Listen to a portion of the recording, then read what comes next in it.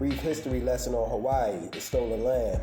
In 1993, the U.S. passed a law which was a confession signed into law by President Bill Clinton, approved by the Congress and the U.S. Senate. Public Law 103150.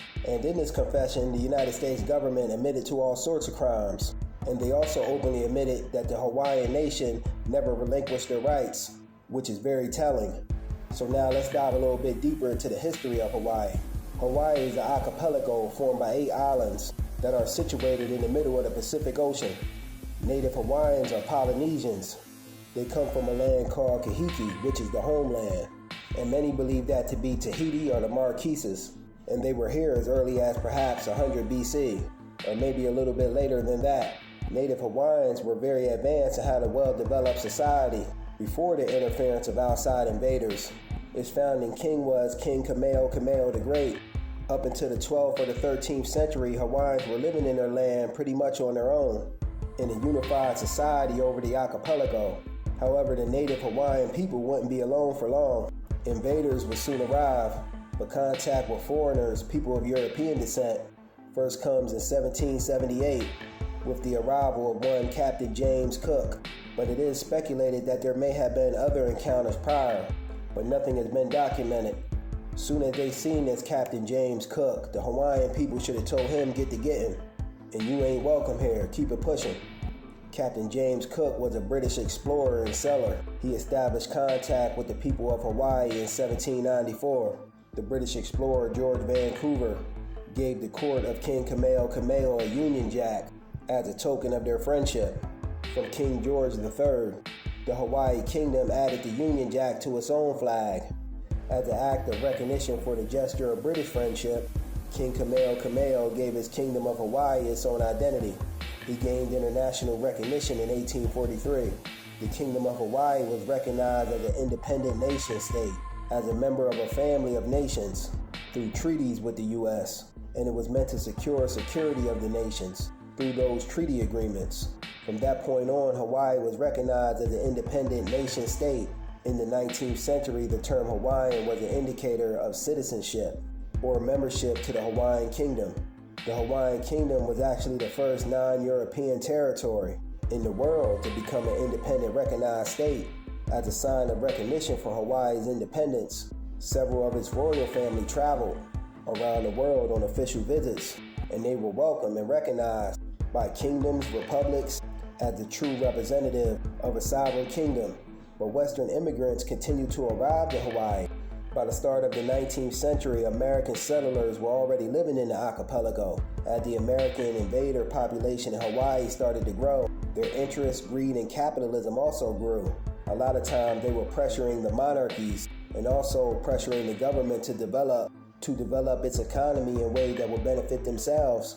Everywhere these people go, they cause devastation to the land and the original inhabitants of that land.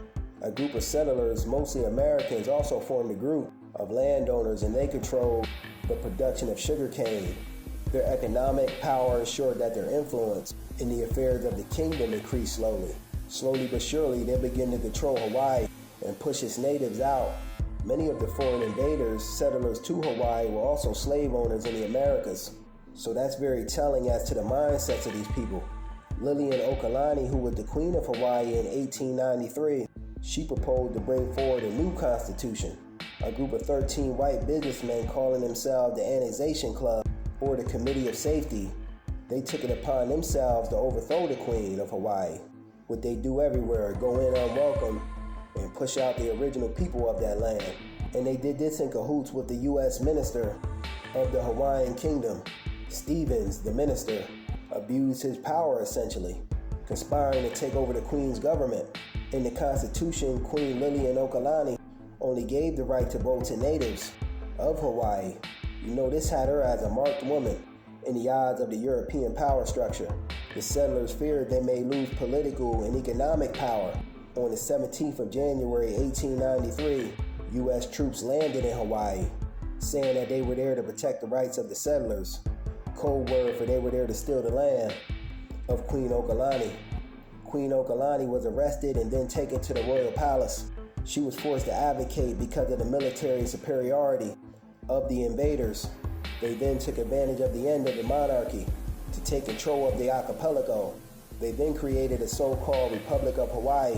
However, the original inhabitants of that land didn't accept it, and they took action. This is when the residents of Hawaii band together and stood up, with petitions asking to be recognized by the United States. They were arguing that the people of Hawaii didn't even want to be a part of the United States. It's said that 38,000 people signed this petition in total, but the U.S. didn't honor it. They don't honor any treaties.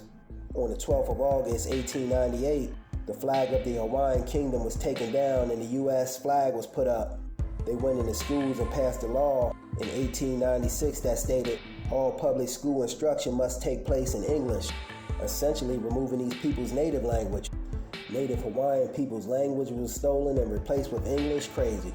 Hawaiians lost their language, their land.